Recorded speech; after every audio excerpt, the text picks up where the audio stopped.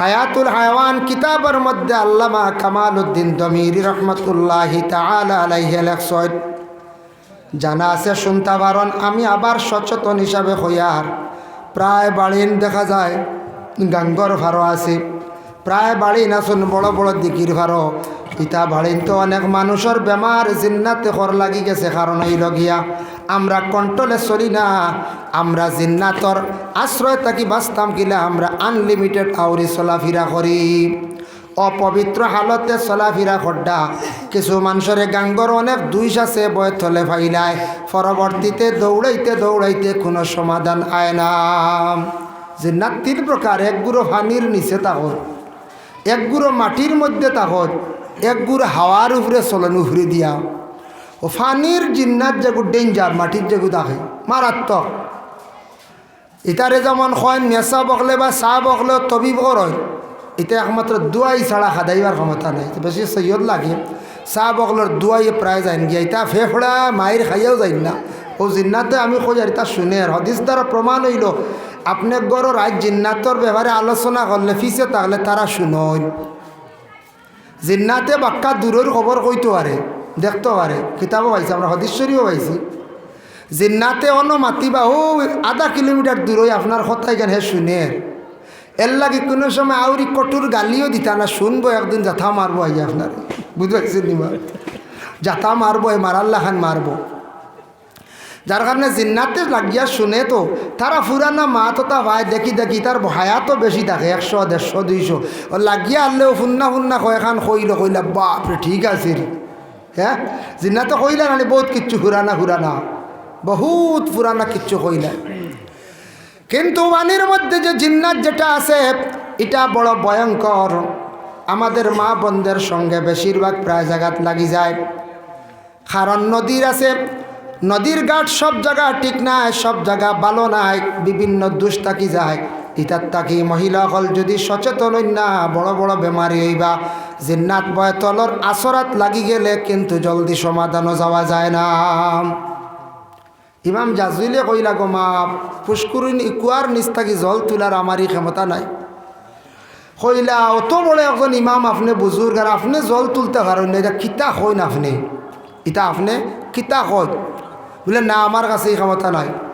ওই সময় সেই উপযুক্ত মেয়ে, সেই মেয়ে সন্তানটা কি করছে, কুয়ার মধ্যে গিয়া সেপ পালাইছে, কুয়ার মধ্যে গিয়া এক রেওয়ায়েত আছে ফু দিছি, দেবার লগে লগে কুয়ার নিচ থাকি জল উফরে উঠি গেল।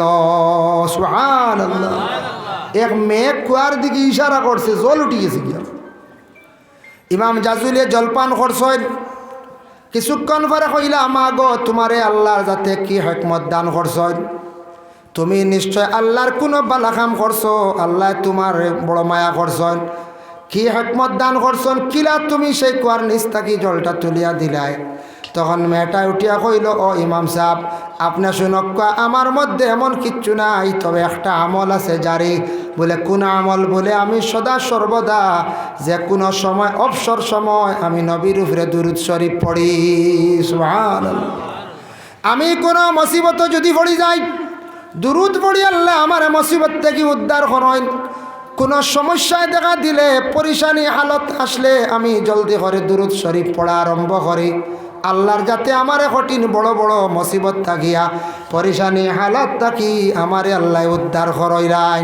তাই আমার দিল বিশ্বাস, কুয়ার নিচে জল, আল্লাহ যদি এত বড় বড় মুসিবত থাকি আমারে যদি উদ্ধার করতে পারছন, দুরুদর খাতিরে আল্লাহ কুয়ার নিচ থাকি জল তুলিয়া দিতে পারবা। তাই আমি দুরুদ পড়িয়া কুয়ার দিকে ইশারা করলাম, আল্লাহর কুদরত আমি সাহায্য চাইলাম, আল্লাহ কুয়ার নিচ থাকি জল তুলিয়া দিলাইলা। সুবহানাল্লাহ। জি না, এখন না। এর কারণে বিশেষ করিয়া জল কুয়ার নিচ থাকি উঠছে এক দুরুদর খাতিরে। হযরতে জাবির বিন আব্দুল্লাহ রাদিয়াল্লাহু তাআলা আনহু এক সাহাবী, তাইন রিওয়ায়াত করডা, একদিন আল্লাহর হাবিব সাল্লাল্লাহু আলাইহি ওয়াসাল্লামে ফরমাইছেন, কোন বান্দায় যদি দুরুদ শরীফ যদি এক মর্তবা পড়ে, এটা অন্য রিওয়ায়াত আইছে, একবার দুরুদ শরীফ যদি পড়ে তার উপরে 10টা রহমত নাজিল হয়। 10টা দরজা বুলন্দ হয়, আবার 10টা সগীরা গুনারে আল্লাহ মাফ দেন, সুবহানাল্লাহ। এর জন্য দুরুদ যে আমল, যেটা প্রায় মাহফিল হওয়া হয়, পরিবার আমরা চেষ্টা করতাম। যারা তরিকতর অন্তর্ভুক্ত হয়েছেন, বয়ত হয়েছেন, দুরুদের সবক আছে, দুরুদ ফড়ক্কা। এমন এক ইবাদত গ্যারেন্টি অন্য কোনো ইবাদত কবুল হইছে কিনা ইলা গ্যারেন্টি নাই, মানে গ্যারেন্টি দিতে পারত না। দুরুদ ইবাদতটা আল্লাহ বড় কবুল করে, এটা গ্যারেন্টি কবুল হয়ে যায়। সুবহানাল্লাহ। আল্লাহ পাক রব্বুল আলামিন জানাই, ইয়া আইয়ুহাল্লাযীনা আমানু, ও ঈমানওয়ালা, হে বিশ্বাসী হল, যারা তুমি তান আমারে বিশ্বাস করছ, আমার নবীরও বিশ্বাস করছ, না দেখিয়া তুমি তান ইমান আনিলাইছ, জন্নত দেখলাই না, দুজখ দেখলাই না, কবরের আযাবরে তোমরা দেখলাই না, বালাবুরা তকদিরের উপরে ইমান আনছ, অতএব মরার পরে জিন্দা হওয়ার উপরে আবার ইমান আনছ। কিছু দেখছ, কিছু বিলকুল দেখছ না। দেখার বেলা এক কুরআন আল কারীম আজিম কিতাব দেখলাই, কিন্তু তোমাদের আমি জানাইয়ার, সল্লু আলাইহি, তুমি তান আমার নবীর উপরে দুরুদ শরীফ পড়ো, ওয়াসাল্লিমু তাসলিমা, আর তুমি তান সুন্দর করিয়া আমার নবীর উপরে সালাম পড়িও, সালাম বেজো। নামাজের মধ্যে আমরা সালাম ফিরাইয়া নামাজ শেষ করি না না? ডাইনে দি সালাম ফিরাইছি, নমাজ আবো বাকি রইছে আপনার আমার, আখতা মনে হয়ে গেছে, দাঁড়াই গেছি, দাঁড়াইয়া 1 রাকাত 2 রাকাত আদায় করছি, নমাজ শেষ হইছে না। যদি ইলা ভুল হয়ে যায়, একবার সালাম ফিরাইছি, কিবা তো ভুল হয়ে যায়, সল্লি আলা ফড়ি লাইছি, বারিকালাও ফড়ি লাইছি, তাহলে আপনি আমি নমাজের শেষে সজদা সহ দিয়া নমাজ শুদ্ধ করিয়া আবার নমাজরে খাতিমা করতাম। ডাইনে দি সালাম পিরাইতে সময় খেয়াল করতাম কোন দিকে, ডাইনর খান্দর দিকে, আর বাম দিকে সালাম পিরাইতে বাম খান্দর দিকে। প্রায় মানুষে সালাম পিরাইতে চাইন মসজিদর জানালা বা ওলা চাইন না, হয় জানালা বা খালি চাইত্রা খালি দেওয়ার নিচিন্তা খেয়েও আছে, মুরামারি ফিসর চফেদি যাইত্রা গিয়া, ফিসর চফেদি খেয়ে আসো, হ্যাঁ শেপ তো গাইত্রা সালাম পিরাইতে বারণি যায়নি, বারোই তো থাকি না নি, উভয় নাই, সালাম পিরানি জানলা পাইনি, আল্লাহ কইসনি মসজিদর ওয়ালে দিনি না না, সালাম পিরাই তার ডাইনর খান্দে দিছাইয়া বাদে বেজান সাকুয়া। এটা প্রায় মানুষে, এটা 30% মানুষ দেখা যায় সালাম পিরাইতরা ও খালি জানলা বাসাইতরা। এর কারণে নামাজর সালাম পিরানি খান তো কমসে কম শিখতাম না, এখন চাই শিখতাম। ভাই মুসলমান খেয়াল করবা, লক্ষ্য করেন, নামাজের মধ্যে যেমন আরেকটা মাসলা আছে, তশহুদ ফড়িয়া দাঁড়াইতা সল্লি আলা ফড়ি লইলে সজদা সহ লাগে। আর খেয়েও যদি খালি করেন আল্লাহুম্মা সল্লি আলা, মকম্মল জুমলা ফুরো হইছে না, ফুরা সল্লি আলা ফড়িছেন না, উঠি গেছেন, আর সজদা সহ লাগতো নাই। ডাইনে দি সালাম পিরাই লাইছন, বামে দি সালাম পিরাইছেন না, দাঁড়াই গেছেন, নমাজ ফুরা করছেন, আল্লাহর বন্দা কি হরক্কা, আল্লাহর বন্দায় লগে লগে সজদা সহ দি নমাজ ফড়ক্কা। মাদারিজুন নবুওয়াত সেই কিতাবের মধ্যে জালালউদ্দিন সৈয়দীর বর্ণনা, মানুষ যদি কবরস্থানের মধ্যে যায়, যাওয়ার ঘরে গিয়া যদি সে কয় আসসালামু আলাইকুম ইয়া আহলাল কবুর, আসসালামু আলাইকুম ইয়া আব্বুন, ও আমার বাবা, আসসালামু আলাইকুম ইয়া উম্মুন, ও আমার মা, হইয়া যদি সে সালাম দেব, হয়ত্রা মানুষের রুহানি 2টা স্থানে যায়, হয় ইল্লিন উপর দিকে, 7 আসমানের উপরে, আর সিজ্জিন হইল জমিনের সবর নিচে। তখন মানুষের রুহানি আল্লাহর হুকুমে সেই গন্তব্যস্থলে কবরের মধ্যে আসিয়া কয়, কে যেন আমারে সালামটা দিলা রে, কে আমারে সালাম দিলা। এর জন্য কবরস্থানের মধ্যে গিয়া সালাম দেওয়া এবং জিয়ারত করা তাকছে গিয়া উত্তম। কবরস্থানে জিয়ারত করা, কবরস্থানে গিয়া সালাম দেওয়াটা উত্তম। এমনি যাইতাম পারছি না এক সময়, কিন্তু নিকটে যাওয়া বেশি ফজিলত। এর কারণে কবরস্থানেও গিয়া আমরা কি করি, সালাম দেই, মইয়িত হলের কিতা করি, সালাম দেই। আর কইসন তুমি তাই সল্লু আলাইহি ওয়া সাল্লিমু তাসলিমা, তুমি তাই আমার নবীর উপরে সালাম বেজো, সালাম দেও। আল্লাহর বান্দাগান দেখেন, সালাম দেখো আমরা জবান দিয়া দেই আসসালামু আলাইকুম, বলা না, কোরআনও আছে সালামর জবাব আমরা দেই কম, জবাব দেওয়া ওয়াজিব আর সালাম দেওয়া সুন্নত। কোরআন আল্লাহ ঘোষণা করেন ওয়া ইজা হুয়িতুম বিতাহিয়াতিন ফাহাইয়ু বিআহসানা মিনহা আও রুদ্দুহা। হে বান্দাগান, তুমি জানিয়া রাখো, তোমারে যখন একজনে সালাম দিব, সালামর জবাবটা সুন্দর করে তুমি লৌটাইও। এর কারণে কেউ যদি বাট্টি করিয়া সালাম দেন, বাট্টি আপনি জবাব দিলা কুয়া। কেউ যদি লম্বা করে সালাম দিস, ফারনতে আপনি লম্বা করিয়া সালামর জবাব দিবা।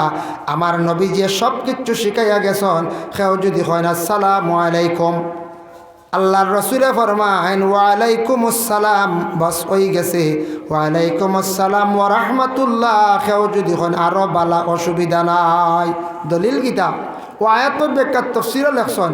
এক ব্যক্তিকে নবীজিরে কইছে আসসালামু আলাইকুম, নবীজি উত্তর দিয়েছেন বাড়াইয়া ওয়ালাইকুম আসসালাম ওয়া রাহমাতুল্লাহ। আরেকজনকে সালাম দিলা আসসালামু আলাইকুম ওয়া রাহমাতুল্লাহ, নবীজি বাড়াইয়া কইছেন ওয়ালাইকুম আসসালাম ওয়া রাহমাতুল্লাহি ওয়া বারাকাতুহু। ফাইলা দলিল পাইলাম। আরেকজনে গিয়ে সালাম দিয়েছেন আসসালামু আলাইকুম ওয়া রাহমাতুল্লাহি ওয়া বারাকাতুহু, নবীজি কইছেন ওয়ালাইকা, শেষ। ওয়ালাইকা এটা আরবি গ্রামার, তান পক্ষতেই সালামের জবাব দেবো। ওই দিন প্রশ্ন করছেন ইয়া রাসূলুল্লাহ, অত লম্বা সালাম দিলাম আপনি খালি ওয়ালাইকা কইলা, অর্থ কিতা? প্রশ্ন আরেন নবীজি কইলা তুমি সালাম যতটুক দিলাইছো গতিকে আমি ওয়ালাইকা কইলাম। সুবহানাল্লাহ। কিন্তু এটা ওয়ালাইকা, এটা নবীজি কইছেন, এটা থান লাগে খাস রয়েছে। এটা আমরা আর ওয়ালাইকা ইলা কইতাম না। আনলে খাই যদি মসজিদের মেসাবরে সালাম আসসালামু আলাইকুম, তাই যদি ওয়ালাইকা ওয়ালাইকা কইবা, মেসাবের মাথার দুষ ধরছে মনে করে। সাহেবে যদি কই ওয়ালাইকা কইবা ইয়া, আমরা আরবি মেসা করলে বুঝবি গ্রামার, কইব না ঠিক আছে। কিন্তু আমরা ওয়ালাইকা ওয়ালাইকা কইলে আর ইউর আওয়াজ হয়ে যাব, মানুষ কইবা ইয়া লেখা কিতা উত্তর নয়া আরম্ভ হইল দি, নয়া আর কিতা আবিষ্কার হইল দি। হ্যাঁ, এর কারণে ওয়ালাইকা কইছেন হয়ে গেছে। আবার নবীজি বলেন আসসালামু আলাইকুম 10 নাকি, আসসালামু আলাইকুম ওয়া রাহমাতুল্লাহ 20 নাকি, আসসালামু আলাইকুম ওয়া রাহমাতুল্লাহ 30 নাকি। যাই হোক আল্লাহর বান্দাগান, এর জন্য বিশেষ করিয়া আমরা এই দুনিয়ার জমিনের মধ্যে যতদিন থাকবো, আমল যদি কম করি আমলটা জারি থাকতো বাবা। খালি ওয়াজ শুনলে হইতো নাই, খালি জানলে হইতো না, জীবনে বাস্তবে আমল করার চেষ্টা করতাম। আল্লাহর কাছে সেই আমলটা খুব বেশি পছন্দনীয়। নবীজি ফরমাইন আহাব্বুল আমালে ইলাল্লাহি আদওয়ামুহা ওয়া ইন খাল্লা। যে বন্দা আমল যদি কম করন, আল্লাহর বন্দা কমও যদি আমল করন, সেই আমলটা আল্লাহর কাছে পছন্দনীয়, সেই আমলটা কিন্তু সব সময় জারি থাকতো। সুবহানাল্লাহ। আখতা চা হইন চাই ডাক্তারে কলে কইন ভাত কম খাইও, সবজি বেশ খাইও, কই না রে ভাত একটু কম খাইও, ফল কিছু খাইও, শরীরের ফিটনেস জায়গাত থাকবো, মোটামুটি শরীর বালা থাকবো। আমরা তো ফলমূল ইত্যা তো কুটমে আনলে একবারে এই কমলা 2টা 100 খাইলা, বাদে খালি অন্য গলার জলের হয়তো গ্যাস হয়ে গেছি, যে দুগু খাইতা খেয়ে কইছি। খাজুর আইল কুটুম বাড়িতে আইয়ালে 1 মুঠ, গ্যাস হইব না, গ্যাস তো হইব। বেশ খাইলে ক্ষতি নাই কোন যায়, ওই 1 চুবে খাইলে বেশ করি কত খান। মিষ্টি আচ্ছা জানে কইছে 2টা খাইছে না, তো শেষ নাই, এর থেকে বেশি খাইলে ক্ষতি করবো না। আমরা তো লিমিট নাই, আমরা যেটা খাইলাম লোড লইলাম, ভাত খাইতে খাইতে খাইতে খাইতে বুঝেছি লাস্টের চূড়া হেয়ার রয়েতে মিঠা দিয়েও হেয়ার মারি, আর বাদে খালি ডাইজেস্ট হয় না, ডাইজেস্ট হয় না। কি পরিমাণ আমরা খাইতাম পারি। ডাক্তারি ফর্মুলা হইল, বিজ্ঞানে কইছে, ডাক্তারে একটা কইছে, নবীজিও কইছেন খানি খিলা খাইতা, জানা আছে শুনছ, নবীজিও কইছেন সব সময় কম খাইও, রাত কম খাইয়া ঘুমাইও, তা নবীজিও কইছেন সুন্নত, তা নবীজির নসিহত। ডাক্তারে কর কম খাইও, এটার লাগি বেশ খাইলে ক্ষতি নাই কোন চাই, এটার লাগি বেশ জিনিসে ক্ষতি করিলে এমনে ফলা নাই, আমল নাই, আখতে আপনি যেমনে বইলা বেশ করিয়া বেজুত করবও করব। আখতে আপনি যদি বেতালে নফল নামাজও লাগি যা বলে বিপদও পড়ছি রে, কি গিয়ে সাথাইয়া রাখার না, ওগুলো বদুয়া দিলে আমি 16 রাখাত নফল নামাজ পড় দিতাম, 16 পড়াত লাগে মাথায় করে উল্টিয়া পড়বে। নমাজ পড়তে দিন চূড়াও পড়ো না, আমল চূড়াও করক না, ইগনাইতে ফায়দা আছে। আল্লাহর কাছে পছন্দনীয় আমল চূড়াও করন, জারি থাকতো, বন্ধ হইতো না। আল্লাহর বান্দারা